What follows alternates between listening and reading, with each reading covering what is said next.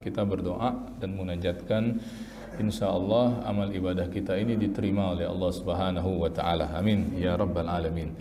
Salawat dan salam kita sampaikan untuk kekasih umat baginda Rasulullah. Allahumma salli ala Sayyidina Muhammad wa ala ali Sayyidina Muhammad. Para jamaah yang dimuliakan Allah Subhanahu wa Ta'ala, alhamdulillah kita kembali pada kajian rutin kita di pengajian kitab Asy-Syama'il Al-Muhammadiyah yang disusun oleh Al-Imam At-Tirmizi rahimahullahu ta'ala, salah seorang dari imam hadis yang dikenali. Kitab yang mengaji tentang sosok paling agung, sosok yang paling layak untuk ditauladani dalam semua aspek kehidupannya, sekaligus juga di dalam kitab itu menjelaskan tentang bentuk fisik Nabi sallallahu alaihi wasallam, sesuatu yang tidak mungkin kita temukan hari ini dalam bentuk yang lainnya, dalam bentuk gambar, dalam bentuk video dan sebagainya. Karena itu jalan satu-satunya untuk mengetahui bagaimana bentuk fisik Nabi Muhammad sallallahu alaihi wasallam itu adalah dengan membaca, mengaji hadis-hadis yang diceritakan oleh sahabat-sahabat Nabi sallallahu alaihi wasallam tentang bentuk fisik beliau. Nah, barulah dengan itu harapannya mudah-mudahan terbayang kita akan sosok yang kita solawati selama ini, yang kita doakan selama ini. Nah, mudah-mudahan jadi tawassul kita semua, termasuk ngaji kitab Syama'il ini. Ya Allah, kami dah mengaji kitab Asy-Syama'il ini, mudah-mudahan jadi sebab pada waktunya nanti sesuai dengan bab yang terakhir nanti ya dari kitab Syama'il Imam Tirmizi ini, Engkau karuniakan kami mimpi bertemu dengan Rasulullah sallallahu alaihi wa alihi wasallam. Insyaallah tentang mimpi bertemu Rasul menjadi bab penutup dalam kitab Asy-Syama'il yang disusun oleh Imam At-Tirmizi ini. Nanti kalau tamat kita bisa bincangkan lagi. Ada Syama'il yang lain yang lebih tebal dari Syama'il Imam At-Tirmizi, seperti Syama'ilnya Imam Ibnu Katsir. Ya, insyaallah mudah-mudahan Allah sehatkan kita semua. Allah panjangkan umur kita dalam ketaatan kepada Allah Subhanahu wa Ta'ala. Bapak Ibu yang dimuliakan Allah, hari ini atau bulan ini sampai kajian kita pada bab yang ke-51 dari Asy-Syama'il Al-Muhammadiyah lil Imam At-Tirmizi rahimahullahu ta'ala ini. Oleh beliau, bab 51 ini diberi tajuk Babu ma jaa fi asma'i Rasulillah sallallahu alaihi wasallam.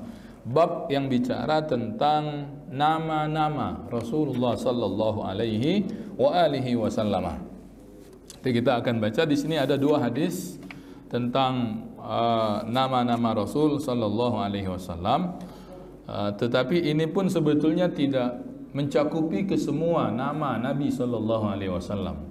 Ada sebuah pepatah dalam bahasa Arab itu ya yang menerangkan bahwa banyaknya nama sesuatu menunjukkan kemuliaan sesuatu tersebut. Nah, contoh paling mudah itu adalah Khaliquna Allah Subhanahu wa Ta'ala. Allah banyak namanya, juga sifatnya. Paling tidak yang kita kenal ada berapa? 99 yang dikenali dengan istilah Al-Asma'ul Husna. Walillahil asma'ul husna fad'uhu biha. Allah punya nama-nama yang indah, berdoalah dengan nama-nama tersebut. Yang kita hafal, yang kita sering dengar, yang kita kenali, paling tidak ada 99. Walaupun secara kenyataannya lebih lagi dari 99. Dalam hadis itu disebutkan kalau misalnya mau dikumpulkan lebih daripada 300 nama Allah Subhanahu wa Ta'ala. A'zamuhu Allah, yang paling agungnya adalah lafaz Allah. Ya, banyak. Contoh misalnya yang tak termasuk dalam Al-Asma'ul Husna yang sering juga jadi wirid ba'da shalah itu ya. Ya Latifu ya Kafi. Sebahagiannya tidak masuk dalam 99 tapi diyakini sebagai nama Allah juga. Ya Latif, ini Asmaul Husna ya. Ya Latif, Ya Kafi. Ada tak Ya Kafi? Tak ada yang 99 itu. Tapi itu untuk Allah, Al-Kafi, zat yang maha mencukupi. Ya Latifu ya Kafi, ya Hafizu ya Syafi. Hafiz min al-asma'il husna. Syafi juga tak termasuk dalam yang 99 itu. Nanti disebut dalam hadis, ya. Tapi itu juga dan namanya Allah Syafi, zat yang maha menyembuhkan. Datang dalam doa yang masyhur untuk orang sakit itu, kita yang sakit atau mendoakan orang yang sakit, Allahumma rabban nas adhibil ba's isfi antas syafi. Ya. Nah, ini tentu menunjukkan bahwa Allah lah yang memang paling mulia. Maka benarlah ketika dalam pepatah Arab tadi dikatakan yang punya banyak nama menunjukkan kemuliaannya itu Allah. Contoh yang lain tentang pepatah ini, surah di antara surah-surah Al-Quran, afdaluha wa a'zamuhal Fatihah. Yang paling agung, paling afdal itu surahnya adalah surah Al-Fatihah. Di antara dalilnya karena banyaknya nama di antara nama-nama untuk surah Al-Fatihah. Ya, dalam kitab Al-Jami' li Ahkamil Quran lil Imam Al-Qurtubi, pada waktu mentafsirkan suratul Fatihah, paling tidak saya temukan ada 20-an, 25 atau berapa itu nama dari surah Al-Fatihah, yang itu tidak didapatkan untuk surah-surah yang lain. Surah-surah tertentu mungkin punya juga nama yang khusus, tapi tak sebanyak Al-Fatihah. Contoh Al-Baqarah, kalau dia bergandeng dengan Ali Imran, juga disebut kedua surah ini dengan surah Az-Zahrawain. Al-Falaq dengan An-Nas bila digandengkan punya nama khusus lagi yang disebut surah Al-Mu'awwidhatain, ya. Nah, beberapa surah yang lain juga punya gelaran atau nama selain nama yang populer, tapi tak sebanyak dari surah Al-Fatihah. Al-Fatihah banyak. Ummul Kitab, Ummul Quran, Asy-Syafi, Ar-Ruqyah, ya, dan yang lain-lain, As-Sab'ul Mathani, ya, ada sekitar 20-an paling tidak yang disebutkan oleh Imam Al-Qurtubi rahimahullahu tabaraka wa ta'ala. Nah, sekarang makhluk yang bernama manusia ini, dari sekian banyak jumlah manusia dari yang awalnya sampai yang akhirnya, dari Nabiullah Adam alaihissalam sampai nanti mungkinlah yang wafatkan Allah pada peristiwa kiamat kubra itu, hanya satu manusia, orangnya satu, makhluknya satu, namanya banyak, menunjukkan tentang kemuliaan makhluk tersebut. Siapa yang dimaksud? Nabi kita, Nabi Muhammad sallallahu alaihi wasallam, ya. Ini nanti ada beberapa di sini disebut. Saya punya kitab salawat kecil di rumah itu Allahumma salli ala sayyidina Muhammad wa ala ali sayyidina Muhammad, Allahumma salli ala Ahmad wa ala ali Ahmad, Allahumma salli ala Mustafa wa ala ali Mustafa. Ada sekitar 90-an nama Nabi Muhammad yang disebutkan di dalam buku salawat tersebut. Nah, ini kita baca yang ada di dalam kitab Syama'il ini. Ada 2 hadis menceritakan tentang bab nama-nama Nabi Muhammad sallallahu alaihi wasallam ini. Yang pertama dari sahabat Jubair bin Mut'im radhiyallahu anhu, dia berkata, qala Rasulullah sallallahu alaihi wasallam, Nabi sallallahu alaihi wasallam bersabda, inna li asma'an, aku punya beberapa nama, kata Nabi. Ana Muhammad. Nah, ini yang paling populernya, disebut dalam beberapa ayat di dalam Al-Quran. Wa ma Muhammadun illa rasul, disebut dalam Al-Quran. Apalagi maka Muhammadun, dan seterusnya, disebut nama ini di dalam Al-Quran. Dan inilah nama yang paling populer. Nama juga yang disematkan, dikasih, ya, oleh orang tua beliau ketika beliau dilahirkan, dikasih oleh kakeknya Abdul Muttalib. Ana Muhammad wa ana Ahmad. Nah, ini juga ada disebut di dalam Al-Quran, di surah apa itu yang menceritakan tentang Nabiullah Isa alaihissalam yang membawa kabar gembira tentang kedatangan Nabi sesudahnya. Wa mubasysyiran bi rasuli ya'ti min ba'di ismuhu Ahmad. Ya, kata Nabi Isa, di antara tugas aku ini membawa kabar gembira, mubasysyiran bi rasulin, dengan kedatangan seorang rasul, ya'ti min ba'di, nanti datangnya sesudah aku. Ismuhu Ahmad, namanya adalah Ahmad. Mudah-mudahan saya tidak salah, hanya dua ini yang disebutkan secara khusus, Muhammad dan Ahmad di dalam Al-Quran. Wa anal mahi alladhi yamhullahu bil kufr. Kata Nabi, aku juga al-mahi. Nah, ini nama Nabi yang lain. Al-mahi, pakai hak ya. Kita nyebutnya hak kecil. Al-mahi. Yamhullahu bil kufr. Maksud al-mahi itu yang menghapuskan. Yang diciptakan oleh Allah, Nabi ini al-mahi, orang yang menghapuskan. Apa yang dihapuskan? Kekufuran. Ya, kekufuran. Nanti kita lihat lagi. Wa anal hasyir. Nah, saya juga hasyir. Jadi nama beliau juga atau sifat beliau juga disifati hasyir, yang mengumpulkan, alladzi yuhsyarun nasu ala qadami, yang karena umat manusia itu dikumpulkan untuk mengikut jejakku. Wa anal aqib. Saya punya dulu ustadz di pesantren namanya Ustadz Muhammad Aqib. Nah, itu Aqib itu juga nisbat juga bisa kepada nama Nabi Muhammad sallallahu alaihi wasallam. Wa anal aqibul ladzi laisa ba'dahu nabi. Ya, apa arti Aqib itu? Yang mengakhiri, karena tak ada lagi nabi selepas aku. Nah, ini jadi ada berapa yang dalam riwayat Jubair ada 5. Muhammad, Ahmad, dua nama ini yang paling populernya juga disebut oleh Allah di dalam Al-Quran. Kemudian al-mahi, yang menghapuskan. Apa yang dihapuskan? Kekufuran. Karena datangnya Nabi Muhammad sallallahu alaihi wasallam, risalah yang paling utamanya adalah mengajak orang untuk menyembah Allah Subhanahu wa taala. Inilah risalah kenabian, dan seluruh nabi-nabi dan rasul tidaklah diutus kecuali yang pertama kalinya adalah untuk menghilangkan kekufuran, ya. Kemudian al-hasyir, orang yang mengumpulkan, karena umat Nabi Muhammad sallallahu alaihi wasallam ini, manusia ini dikumpulkan untuk mengikuti jejak beliau, ya. Bisa juga dimaknakan bahwa sebagai yang mengumpulkan umatnya nanti di kehidupan akhirat, dan ini yang jauh lebih kita harapkan, munajatkan kepada Allah agar kita semua nanti bersama beliau sallallahu alaihi wa alihi wasallam. Nanti di akhir kita baca salawat seperti biasa ketika mengaji Syama'il.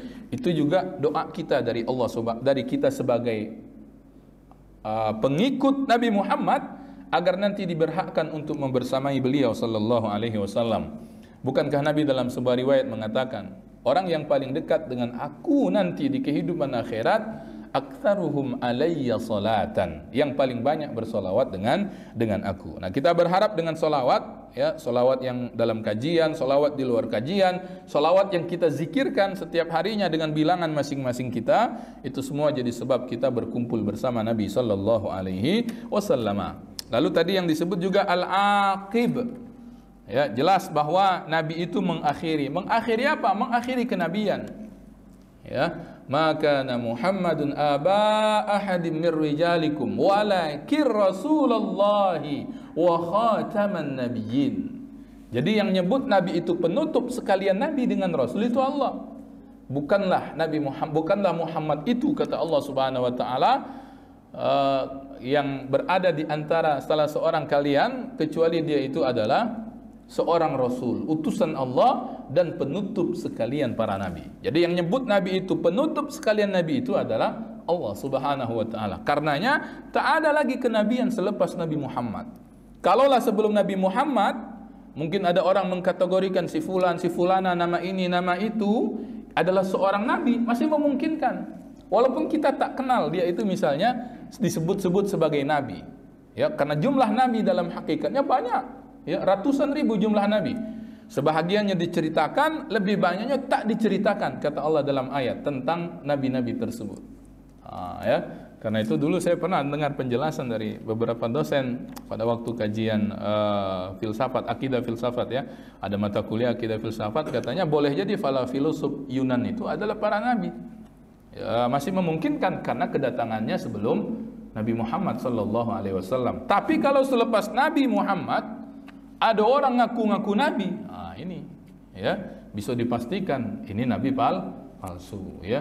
Nabi ucap-ucap, ngunang-ngunang, ngaku nabi, ya misalnya begitu ya. Nabi macam-macam itu ya.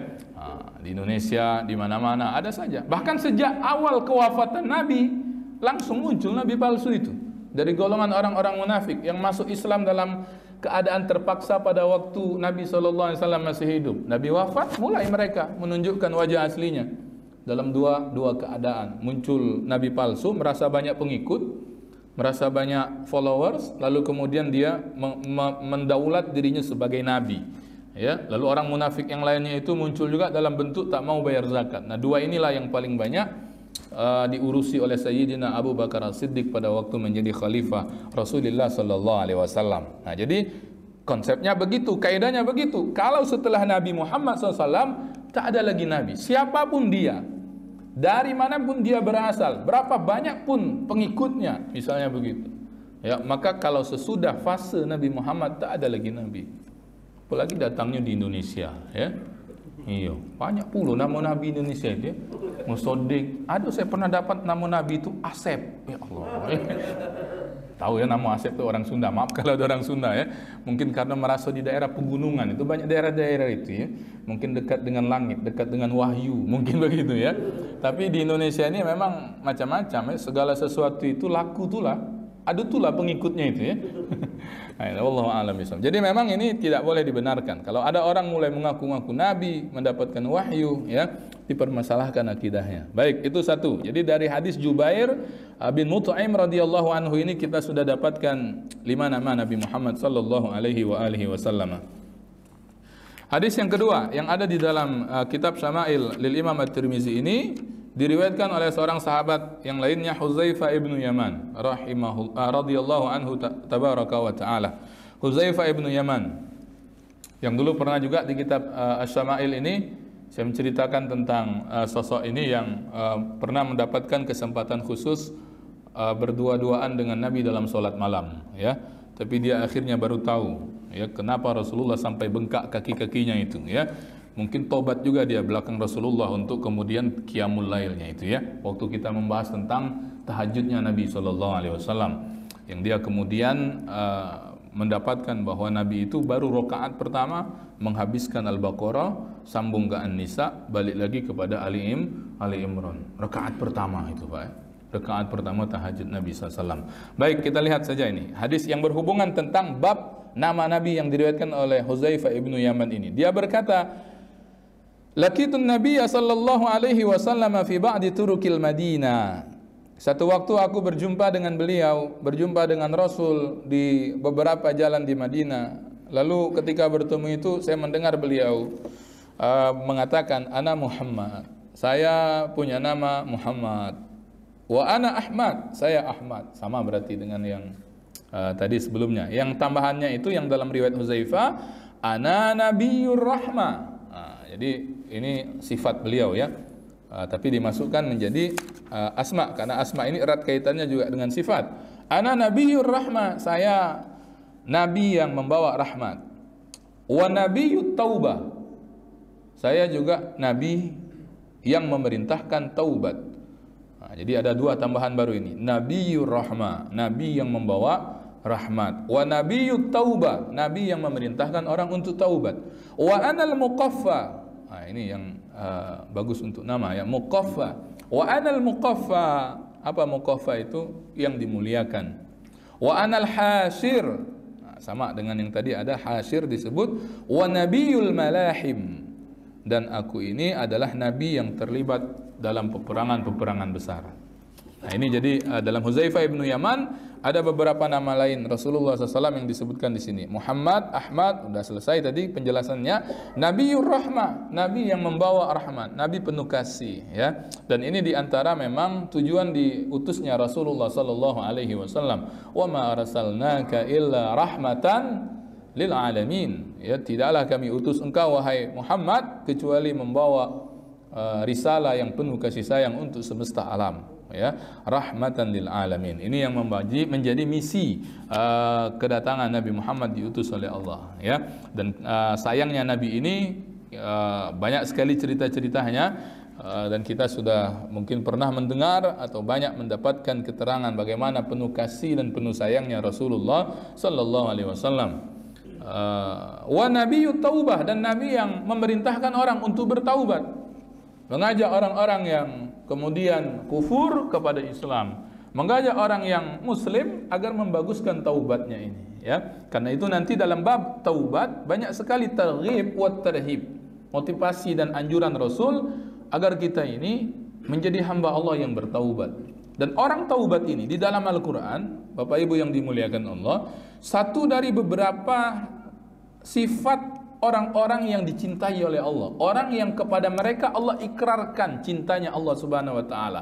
Yang nyebut cinta Allah, innallaha yuhibbut tawwabin wa yuhibbul mutatahhirin.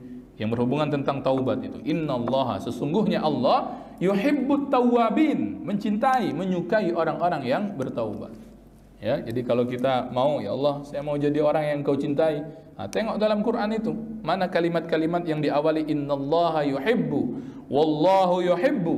Ya, sebagaimana juga jangan sampai jadi orang yang dibenci oleh Allah. Innallaha la yuhibbu, ada tambahan la. Kalau ada tambahan la berarti orang itu tak disukai oleh Allah. Ya, nah di antara yang disukai oleh Allah itu siapa? At-tawwabun, orang-orang yang bertaubat. Nah, kita karenanya dalam buku Yasin itu kan ada doa selamat, itu cantik. Tapi saya tak sempat lagi, mungkin nanti bisa berkongsi kalau ada yang tahu siapa yang menyusun doa selamat yang ada dalam buku Yasin kita itu. Kan ada doa selamat, buku Yasin yang kita sering dapat waktu takziah, biasanya dibagi waktu 40 hari, ya. Ada doa selamat, oh bagus doa itu. Tapi doa itu saya tak baca dalam hadis. Kemungkinannya itu gubahan ulama. Nah, ulamanya siapa yang saya belum ketemu. Memang belum mencari, ya. Di situ bagus doanya. Allahumma inna nas'aluka salamatan fid din wa afiyatan fil jasadi wa ziyadatan fil ilmi wa barakatan fil rizqi wa taubatan qabla al maut. Ada kalimat wa taubatan qabla al maut. Kita teruskan dulu. Wa rahmatan indal maut wa maghfiratan ba'dal maut. Allahumma hawin alaina fi sakaratil maut wan najata minan nari wal afwa indal hisab. Ada 10 paling tidak yang kita minta dalam doa selamat itu, dan 10-10-nya itu perlu kalau kita dalam hidup dunia dengan akhirat. Nah, ada kalimat wa taubatan qablal maut. Kita minta kepada Allah, ya Allah, anugerahkan kami taubat sebelum kami meninggal. Sebelum meninggal, sebelum juga nyawa sudah di tenggorokan. Batasannya itu, kalau nyawa lah menges-menges, lah sukar untuk taubat. Kalaupun terucap taubat, taubatnya tertolak. Dalam Al-Quran kan dikatakan itu cerita tentang siapa? Walaisatit taubatu lilladzina ya'maluna as-su'a bijahalatin. Walaisatit taubatu lilladzina ya'maluna as-sayyi'at hatta idza hadara ahadahumul maut qala inni tubtul an. Walaisatit taubah, bukan disebut taubat lilladzina ya'maluna sayyi'at, untuk orang-orang yang melakukan perbuatan yang buruk, hatta idza hadara ahadahumul maut, sampailah kemudian dia dekat dengan mati, sakaratul maut, atau sudah napas itu menges-menges, baru kemudian mengucap qala inni tubtul an, ya Allah aku taubat sekarang. Bukan disebut taubat, tidak diterima lagi taubat. Itu yang diceritakan siapa? Fir'aun. Ya, ngejar Nabi Musa lah selamat, di tengah-tengah lautan, disatukan lagi lautan oleh Allah, ya, itulah 100% bakal tenggelam, ya, baru mengucap ini itu betul an, ya Allah, aku ngaku engkau Tuhan, aku tobat. Walaisatit taubah, tidak disebut taubat. Nah, Nabi mengingatkan banyak dalam hadis, sehingga kemudian beliau dikenali dengan Nabiyut Taubah, Nabi yang membawa dan mengingatkan umat manusia agar mereka bertaubat. Wa anal muqaffa, Nabi yang dimuliakan, betul ya, Nabi yang dimuliakan. Tidak ada Nabi yang paling mulia di antara Nabi dengan Rasul kecuali beliau, Sayyidul Anbiya wal Mursalin, kan itu gelar beliau. Ya, dan satu Nabi dengan Nabi yang lain itu berbeda-beda kemuliaannya, Allah sendiri yang sebut. Di permulaan juzuk yang ketiga itu Allah katakan, tilkar rusul faddalna ba'dahum ala ba'd. Rasul-rasul itu sebahagiannya kami lebihkan daripada yang lain. Dan yang paling unggul di antara nabi itu adalah Nabi Muhammad sallallahu alaihi wasallam. Karena itu kita nyebutnya Sayyidul Anbiya wal Mursalin. Apa contoh yang mungkin jarang didengar ya tentang kemuliaan beliau ini? Nah, kita lihat contoh bagaimana Allah memperlakukan Nabi Muhammad di dalam Al-Quran dibandingkan nabi-nabi yang lain. Dari segi Allah mengajak bicara Nabi Muhammad, ya, bahwa di dalam Al-Quran itu, Bapak Ibu boleh cek nanti ya, dari surah Al-Baqarah sampai surah An-Nas. Boleh cek waktu ngaji. Kalau rutin ngaji berurut ya sampai khotam. Atau kalau nak mendai masalah, percaya be dengan yang bakal diomong ke ini ya, selesai berarti ya. Bahwa Allah ketika mengajak Nabi Muhammad bicara secara langsung, ini pernah kalau tak salah saya sampaikan ya, tapi tak apa saya ulang karena berhubungan tentang beliau sebagai Al-Muqaffa.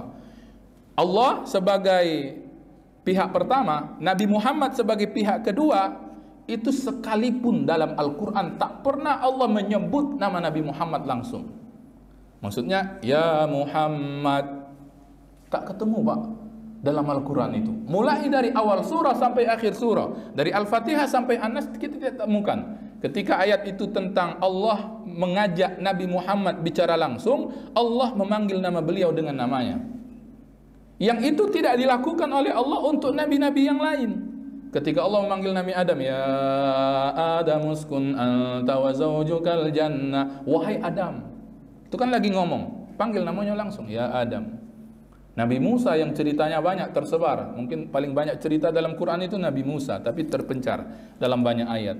Ketika manggil Nabi Musa, ya Musa, begitu saja dan seterusnya sesuai dengan konteks ayat. Nabi Isa, ya Isa. Nabi Nuh, ya Nuh. Ya, semua nabi.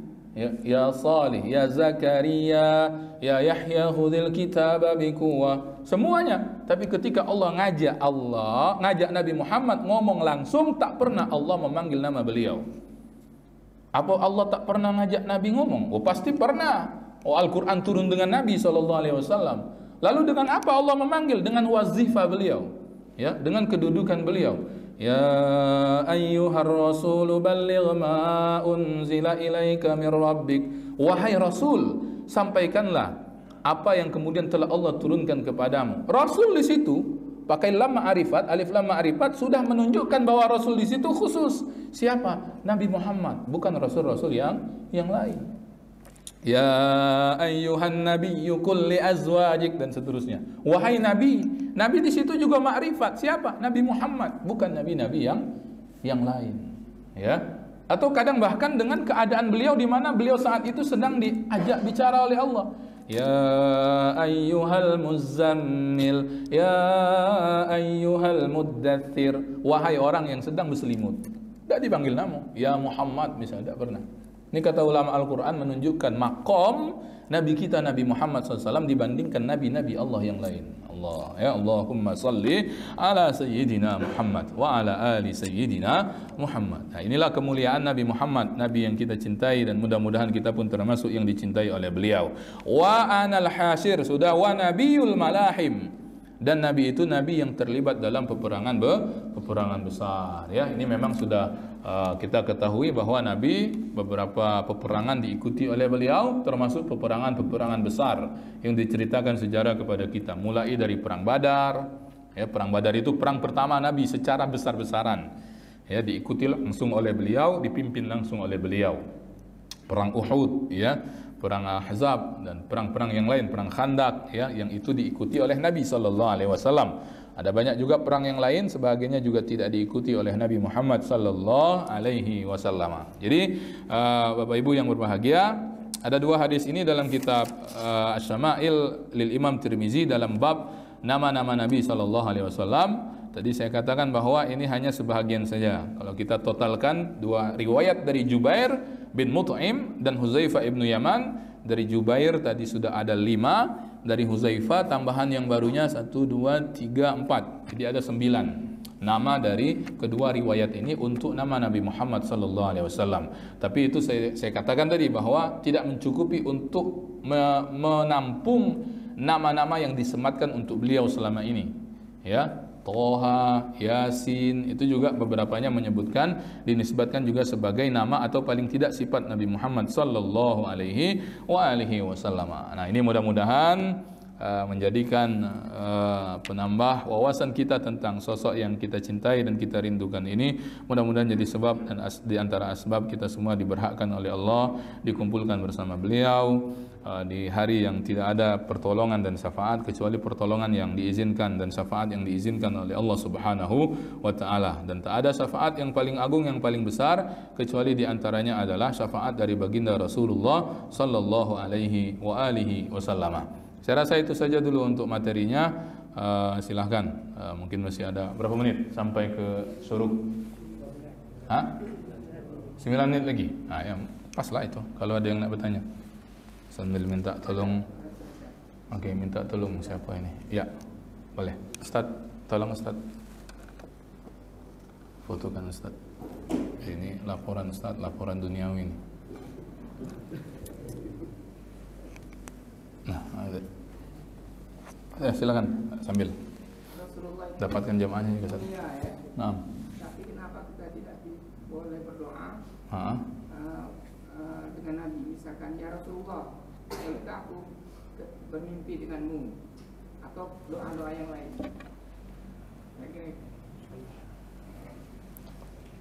Sudah deh.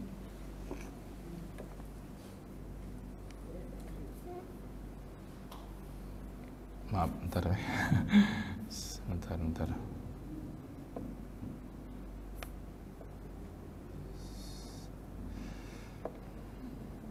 Maaf Ustaz, tapi belum ini tadi. Nabi itu mulia, tapi kenapa kita tak dibolehkan berdoa? Kita minta kepada Rasul, tidak boleh. Misalkan, ya Rasulullah, aku ingin bertemu denganmu. Kita sudah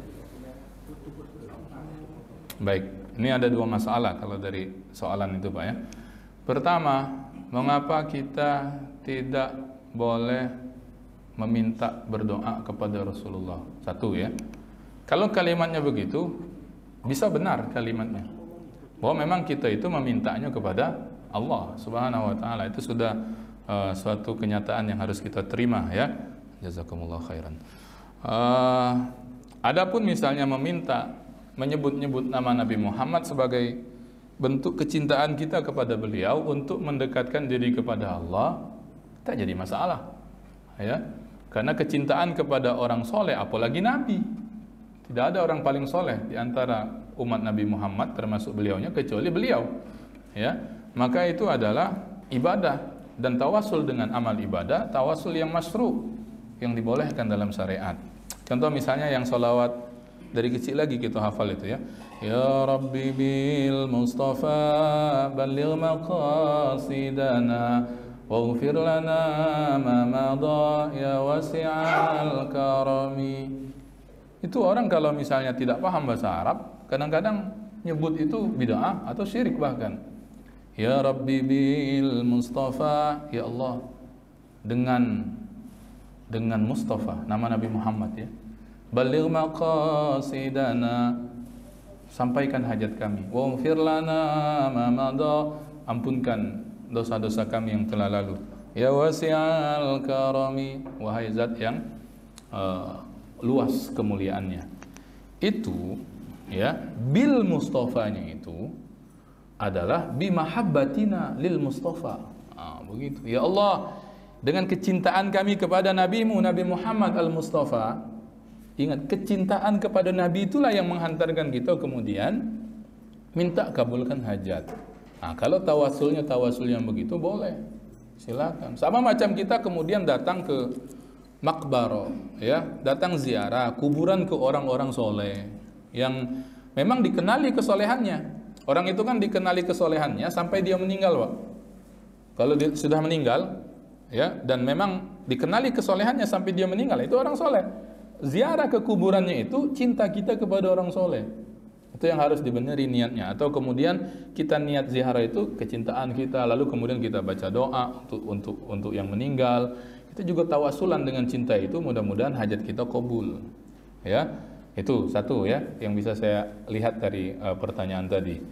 Yang keduanya, kalimat yang agar aku bisa bertemu denganmu. Nah, kalau kalimat itu juga boleh. Itu doa. ya, dan harapan kita sebagai umat kepada beliau sebagai yang kita cintai. Itu tentu maksudnya doanya kepada Allah. Kita minta, ya Allah, ya, karuniakan rezeki bertemu dengan Nabi Muhammad sallallahu alaihi wasallam dalam mimpi tentunya, ya. Yang paling aman kan pertemuan di dalam mimpi. Sebab nanti pertemuan dengan Nabi dalam keadaan terjaga itu nanti panjang pembahasannya, ya.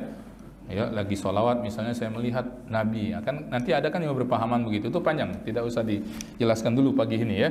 Tapi kita berharap kita mimpi bertemu dengan Rasul, ya. Nanti ada bab penutup dari Syama'il Imam Tirmizi ini adalah bab mimpi bertemu dengan Rasul, babu maja'a fi ru'ya Rasulillahi fil manam. Nanti kita jelaskan di situ bagaimana mimpi bertemu dengan Rasul, hakikatnya, kemudian bagaimana upaya kita, niat kita agar kemudian direzekikan rezeki yang satu ini. Dan ini harus dipintakan. Nah, ini yang ingin saya paling penting sampaikan tentang mimpi bertemu Rasul itu. Harus dipintakan, Pak, harus didoakan. Jangan-jangan kita tak pernah berdoa mimpi bertemu dengan Rasul itu, ya. Padahal setiap malam kita tidur. Dan tidur itu kan ruang pertama, pintu pertama untuk masuk ke alam mimpi. Bayangkan, setahun 365 hari, 365 malam berarti. Kalau kita lah 10 tahun, 3.000-an malam, Pak. Ya, kalikan baik berapa umur kita ini. Ya, takkan kemudian, ya Allah, tolong ya Allah semalam baik dari ribuan malam itu agar kami ini mimpi bertemu dengan Rasulmu. Pernah ada kita mintakan itu, Pak? Ini mimpi macam-macam, ya. Yang bangun pun kita tidak tahu mimpi apa semalam, ya, saking bungonya tidur mimpi itu, ya. Ya, macam-macam bentuk mimpi. Nah, kan kita bisa mintakan, bisa kita tawasulkan. Nanti di bab terakhir itu kita bahas detail insyaallah, ya. Baik, jadi itu demikian. Wallahu a'lamu bishawab. Silakan kalau ada lagi. Boleh. Ustaz, silakan Ustaz. Ada dua pertanyaan. Yang pertama tentang definisi lahir Rasul itu. Selama ini kita dengar Rasul itu orang yang dapat oleh Allah untuk diri sendiri dan umatnya. Nabi hanya untuk diri sendiri. Iya. Yang sering kita dengar, kita baca juga. Iya. Sementara yang Nabi tadi itu kan, orang yang mendapat dari Allah berdiri sendiri. Rasanya agak ragu sebagai umat Rasulullah. Kita juga kan disuruh untuk menyampaikan dakwah kepada yang lain. Karena Nabi itu berdiri sendiri gitu, darahnya. Iya. Jadi yang pertama, yang kedua, masalah nama tadi. Masalah Nama tadi. nama. Rasul kan meminta dalam hadis itu bahwasanya kalau ngasih nama anak dengan nama Allah itu nggak boleh nggak pakai Abdul di depannya, misalnya Ar-Rahman, harus Abdul Rahman, Rahim, Abdul Rahim gitu kan. Nah, sekarang pada zaman Rasul ada seorang nama Ali gitu kan, tapi nggak ada Siapa? Ali. Nggak ada Abdulnya gitu. Sementara kan Ali itu nama Allah juga. Ya, baik. Bagus pertanyaannya. Memang yang kita kenali selama ini begitu, ya, perbedaan antara Nabi dengan Rasul. Sehingga konklusinya itu bahwa setiap Rasul pastilah seorang Nabi. Dan Nabi belum tentu adalah Rasul. Sehingga kemudian dari segi jumlah dalam riwayat itu kita ketahui jumlah Rasul hanya sedikit. Ya, berapa Ustaz? Iya, 300-an jumlah Rasul dibandingkan jumlah Nabi yang ratusan ribu. Ya, karena tadi kaidah tadi yang dipakai bahwa yang itu sudah menjadi pemahaman dalam ini, ya, umat ini. Kemudian Rasul itu membawa syariat yang baru. Syariat yang baru itu, ya, tambah-tambahan yang itu kemudian disampaikan untuk umat-umatnya. Sedangkan Nabi, ya, maksud daripada tidak untuk disampaikan karena tak adanya syariat yang baru. Ini yang saya dulu pernah dengar dari, ya, dia menyampaikan dakwah mengajak, ya, dia menyampaikan, tapi sesuatu yang sudah dikenali sebelumnya. Paham tak ini maksudnya lebih kurang, ya? Kalau misalnya Rasul memang membawa syariat yang baru, dan syariat itu yang baru itu yang kemudian juga harus disampaikan, yang itu yang tak boleh disembunyikan, ya. Contoh misalnya, ya, Nabi kita Nabi Muhammad SAW, ya, yang kemudian jelas dengan risalah Islam, dengan Al-Quran sebagai kitab sucinya, dia menjadi penyempurna sekaligus pemadam, penghapus daripada syariat sebelumnya dan kitab-kitab suci yang sebelumnya. Karena semuanya sudah dikandungi oleh Al-Quran dan risalah Islam. Nah, itu harus disampaikan, tidak boleh kemudian disembunyikan, ya. tidak boleh disingitkan. Itu satu ya. Yang kedua, nama Allah ya memang tidak boleh digandengkan ya sebelumnya itu kecuali dengan nama abdu, atau kalimat abdu tidak boleh digandengkan setelahnya kecuali hanya dengan nama Allah ya. Paham ini maksudnya ya? Yang paling penting itu abdu. Sebab saya begini, di Mesir pun saya menemukan jalan namanya Abdur Rasul. Ada boleh ini sebetulnya ya. Kalau mau benar itu Abdur Rabbir Rasul. Nah, itu baru pas. Hambanya Tuhannya Rasul. Wallahu alam kenapa sejarah jalan itu namanya Abdur Rasul ya. Baik. Adapun misalnya zaman Rasul nama Ali itu sama persis seperti nama hari ini Rahman, kan ada nama Rahman. Nama Allah itu Rahman. Siapa lagi nama Allah yang sering dipakai hari ini? Rahim ya. Iya, kalau hanya begitu tidak mengapa. Karena dia itu biduni alif lam ma'rifat. Itu kalau dari segi bahasa yang mudahnya itu ya. Sehingga Rahman itu maknanya masih luas, bisa sebagai mengambil sifat Allah yang Maha Penuh Kasih untuk si fulan itu. Yang tidak boleh menurut saya ya adalah ketika menyertakan alif lam ma'rifatnya di situ. Nama misalnya siapa? Ar-Rahman. Wah, ujung ya. Ar-Rahman nama kawan ini ya. Ada alif lamnya itu yang membuat jadi sak gitu, menjadi ini ya, menjadi ya ragu. Karena kalau sudah Ar-Rahman, alif lamnya itu mestinya alif lam ma'rifat, yang Ar-Rahmannya itu adalah Allah. Siapa nama? Ar-Rahim. Oh, kawan ini ya namanya ya. Tapi kalau Rahman, kalau Rahim, kalau Ali ya dan yang selainnya tanpa ada alif lamnya, itu insya Allah tidak termasuk menyamakan nama itu dengan nama Allah, atau tidak memaksudkan si fulan itu adalah Allah, misal sampai begitu ya. Nah, begitu. Jadi kalau misalnya mau mengambil nama Allah sebagai nama, pertama hilangkan alif lamnya, atau memang menyertakan alif lam tapi diawali dengan kalimat abdu. Abdur Rahman, Abdur Rahim, Abdullah ya, Abdul Azim, Abdul Ali ya, Abdul Mutakabbir. Oh, jarang itu ya, melawan ini kalau nama Abdul Mutakabbir nanti ya. ya, Abdul Sabur ya. Nah, itu. Sama misalnya Abdullah. Ya, Abdullah gitu ya. Nah, itu juga lafzul jalalah. Nabi pernah menyebut secara khusus nama Abdullah dengan Abdurrahman dalam riwayat beliau ya. Jadi itu lebih kurangnya begitu maksudnya ya, Pak. Jadi kalau Ali kan Ali bin Abi Thalib tidak mengapa. Rahman, Muhammad, Rahman, kan banyak nama begitu ya. Ya, Rahim dan sebagainya. Itu insya Allah tidak mengapa. Dengan membuang alif lamnya itu mudah-mudahan menghilangkan kesan untuk menyamakan dengan Allah Subhanahu wa taala. Baik, saya rasa itu saja. Kita sambung lagi insya Allah di kesempatan berikutnya pada kajian Asy-Syama'il Al-Muhammadiyah ini. Kita salawat, kita janjikan salawat sebentar ya. Salawat yang biasa kita baca. Bismillahirrahmanirrahim. Salatullah salamullah ala taha rasulillah. Salatullah salamullah ala yasin habibillah. Salatullah salamullah ala taha rasulillah. Salatullah salamullah ala yasin habibillah. Tawassalna bi bismillah wa bil hadi rasulillah.